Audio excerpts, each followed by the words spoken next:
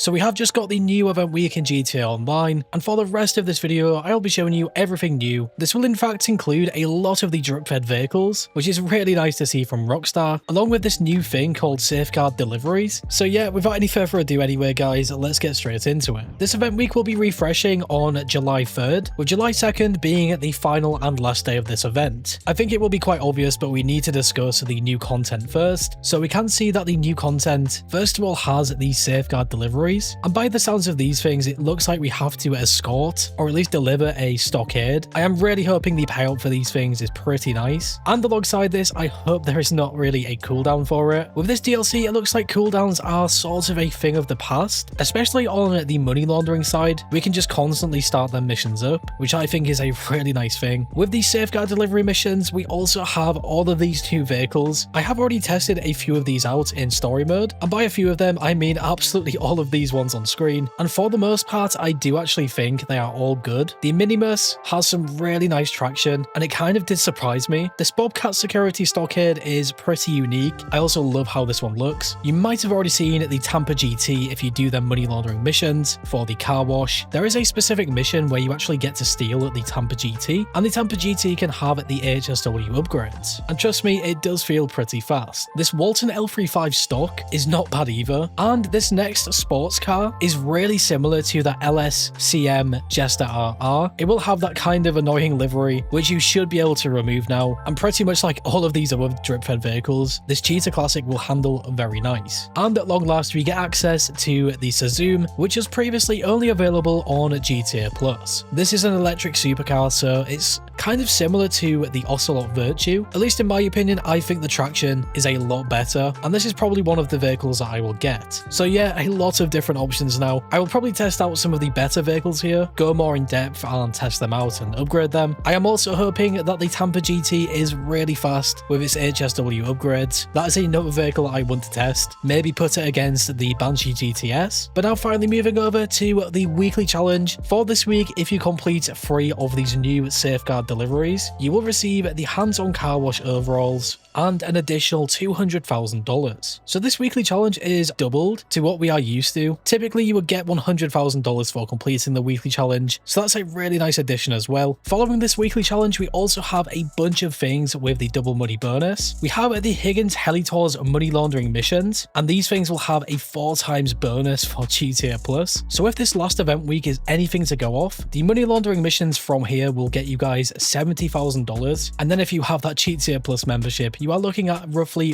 $140,000 per mission. So any of you guys without this car washing business, and specifically this week, the Higgins Helitors as well, I would definitely suggest that you get it, or you will be potentially missing out on a ton of cash. We then also got double money on dispatch work, which isn't bad either. However, you will need to have one of these police vehicles, and them things will cost a ton of cash. The junk energy skydives also are doubled. These things are not bad either, along with the flight school lessons, and last but not least, the Juggernaut adversary mode. There is also one more bonus, which I will also tie in to the double money, and that will be 2 crates of air freight cargo guaranteed from Rooster McCraw. If you guys have the hangar business, and you just head over to where your cargo is stored, you will be able to find Rooster McCraw inside. You can then press right on the D-pad and send him away for a fee, which I believe is $7,500, and then he sources any random cargo type. Usually this will give you guys a chance of between 1 and I believe 3 crates. So now you are guaranteed 2 every time you do that, which might be a really nice and easier way to fill up your air freight cargo. In my opinion, I don't really think it's that good though. You are still spending money to do this. Whereas if you guys are just sourcing directly from the hangar's computer, you can source any of the crates for free and actually pick what crates you want. It is about time that we got onto the discounts, so we have a 40% off all of these cars on screen. Straight away, the ones that stand out to me will be the LM87, the Wagner, and probably the 811 and Tyrus. The other vehicles are not bad either, and I would still recommend looking at them at the very least. Just remember, some of these vehicles will have the missile lock-on jammer. I believe the Tyrus is one of them that just received this. I used to love using the Tyrus back in the day, and for a 40% discount, you really cannot go wrong. For some property discounts now, we have a 30% off the Smuggler hangars, the Mackenzie Field hangar, and the Buckingham Maverick. If any of you guys do not have a hangar business, now is a really nice chance to get one. For my personal preference, on which one to buy, I would recommend buying the ones at LSIA. You will save a ton of cash, and at least in my experience, I use the Oppressor Mark II when sourcing air freight cargo, and for some reason when I had the military base hangar on my Xbox account, it would never let me spawn the Oppressor Mark II outside, and I just found that super frustrating. However, if you guys do have the cash to invest in this, I would still say that the military base is a lot better, and that is really down to getting that military pass, so you guys can fly over the military base without getting a wanted level. For the final discounts, we have our gun van. So at the gun van this week, we have a 50% off for the precision rifle, and then a 40% off for GTA Plus members on the stun gun. So honestly, not that good this week in my opinion at the gun van. The precision rifle is pretty much a skip. Unless you guys like using these off-meta sort of weapons, the precision rifle can be quite fun to mess around with sometimes, and even with that 50% off, it might be worthwhile. And if you do have that GTA Plus membership, the stun gun is a very nice thing to have. It can come in quite useful in different scenarios, and also messing around with friends. Onto our FIB priority file this week, we have the fine art file. This is by far my favorite one, so I will definitely be doing this. And just bear in mind, you will have to have the garment factory, and this can only be completed one time this entire week. Kind of similar to this FIB priority file, we now have our salvage yard robberies. All things considered, I do not think these ones are too bad. We have the cargo ship robbery for the Obe Omnis EGT, which will be the top tier vehicle making the most money. We then have the podium robbery for the Grotti GT 500, which is a standard tier vehicle, and the gangbanger robbery for the Anis Euros, which is also a standard tier vehicle.